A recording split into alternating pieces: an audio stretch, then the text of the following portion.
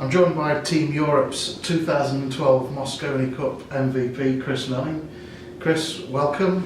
When I first saw you playing pool, I'm going back maybe 10 years or so, when we'd have been at somewhere like Vauxhall Holiday Park or another caravan event, and obviously playing English pool.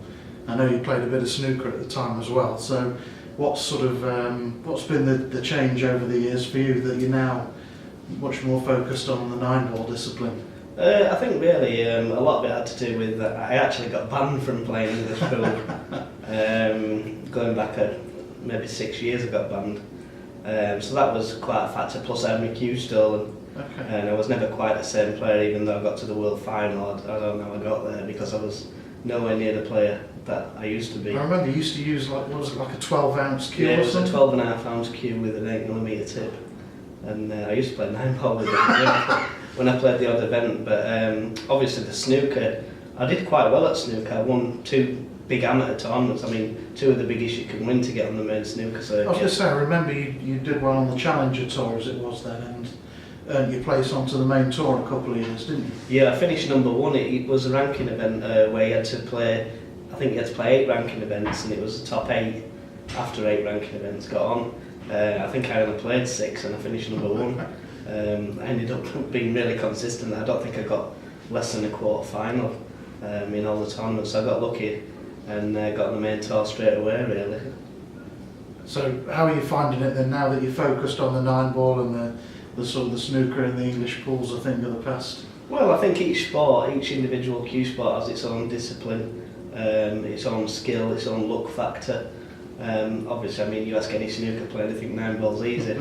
Well, I'll tell you now, I've been a snooker player, I've been an English pool player, and this is by far the hardest. Really? That's interesting. Of the lot is American pool. It's simply because it's so cutthroat. I mean, if you widen the pockets on a snooker table, Ronnie O'Sullivan wouldn't be winning every tournament if he played in them. Obviously, he picks and chooses which ones he wants to play in. But I mean, when I was playing, there was only 6 tournaments a year on the snooker circuit when I played, and that's part of the reason why I packed it and went to American pool. Okay. So I know we were talking off camera earlier, but for the benefit of the cameras, so you've been in the last 2 Mosconi Cup teams now, and you were saying earlier it's not so much, in the past you've had a ranking system, so you could actually qualify and earn your place on the Team Europe, so, but that's not the case anymore? No, well, this is the 20th year, it's the anniversary year, Right. so they're picking, they're actually doing it by wildcards. They're picking 5 Europeans and 5 Americans. Obviously they're going to be the best players over 20 years, I guess. I see, okay. So, I mean, over the past 20 years, whoever's won the MVP the previous year has always got in the Mosconi Cup. Okay, so Whether that's just by pure luck or whether it's by they've been crossed, winning, I'm not too sure, but hopefully I'll be back in. I love playing in the matchroom events, and I can't wait to go to Vegas, you know, and shut them Americans up, really.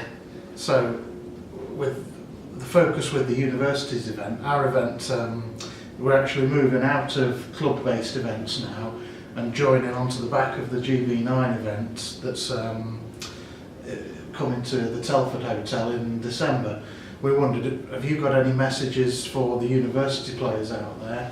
Because for most of them, for virtually all of them, it'll be their first experience of using the Pro Cup balls or the tournament tables.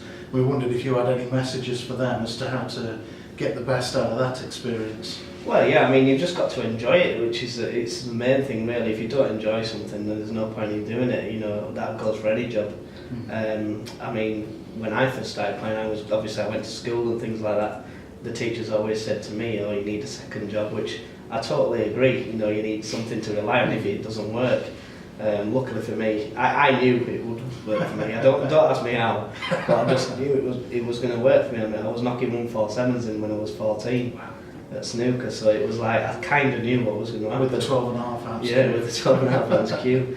But yeah, I mean, to other younger players and things like that, I'd just say, you know, enjoy it, carry on, and then don't take it too seriously, because this game can ruin you in a breath. That's for sure, and it's definitely mentally challenging.